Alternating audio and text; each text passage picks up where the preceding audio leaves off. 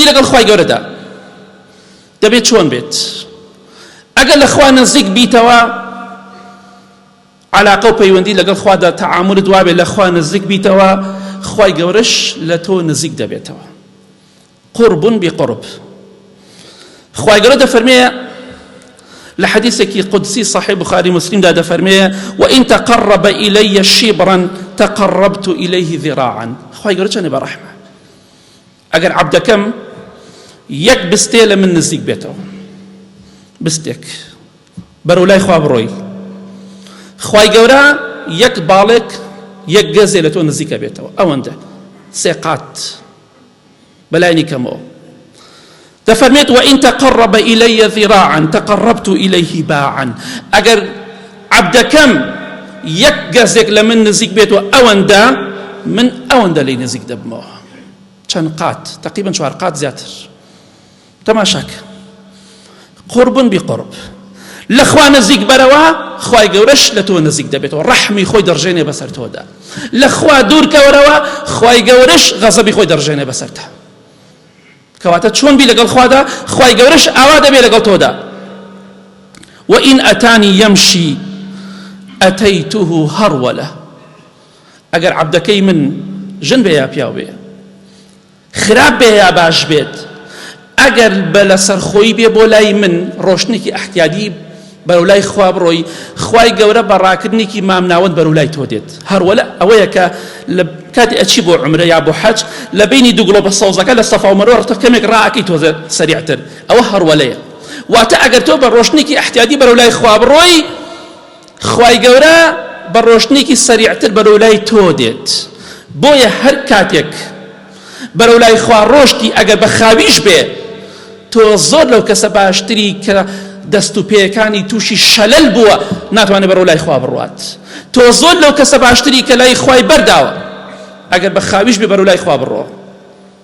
جا ئەگەر تۆ لە خوا نزیک بی، پێویستە خۆت بڕۆی. خوای گەورە چۆنە؟ ئەبێت تۆ بڕۆیت کە بەرەو لای خوا ڕۆشتیت، خوای گەورە زیاتر بەرەو لای تۆ دێت.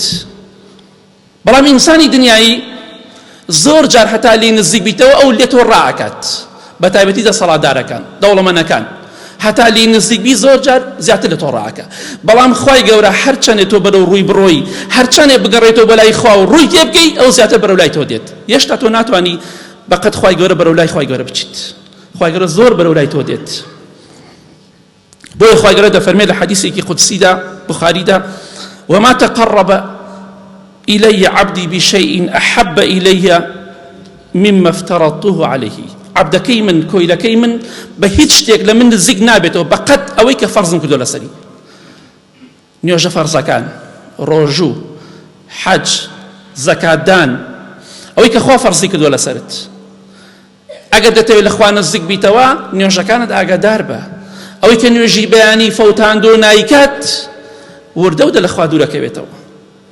ئەوەی کە نوێژەکانی بە جوانی دەکات، فەرزەکان جێبەجێ دەکات، بەرەو لای خوا دەڕوات. کەواتە فەرزەکان لە هەموو شتێ زیاتر لە خوا نزیک دەکاتەوە. بۆی لێی بێزار مەبە. ئێستا هیوای خەمی لێ هاتووە ئەی هاوا ڕەمەزان نزیک بووە چی بکەین؟ فەقیرە ئیعدام ئەکرێت، چ ڕۆژتر ئیعدامە تاوە پەتەکە نەملی. ئینسانی ئیماندارە بێ ئاوا بێ؟ سوێن بەخوا خەڵکەڵی ئیعدامێکن، هەندێکی ناڵێم هەمووی بێتاقەتە، پشتیمان شکان، ئەژنۆیمان شکان، ڕەمەزان ئاوا بەڕێکرێ.